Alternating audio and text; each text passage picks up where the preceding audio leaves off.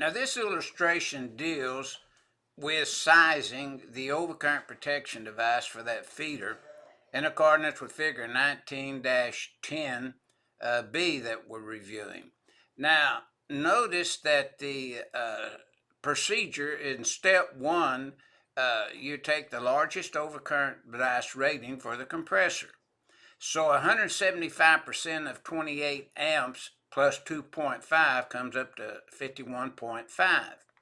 Now 51.5, we can stay at that total or round down to 50 if you wanted to, plus 25 amps plus 2.5 plus 23 plus 2.5 is 104.5 amp when you add all of those compressors together and add them to the overcurrent protection device size in step 1.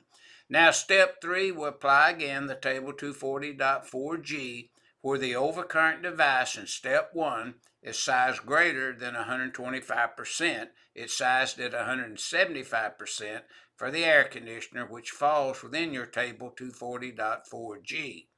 We select the overcurrent device from table 240.6A, and the 104.5 we cannot round up because there's no exception to permit it. So we would round it down to a 100 amp overcurrent protection device.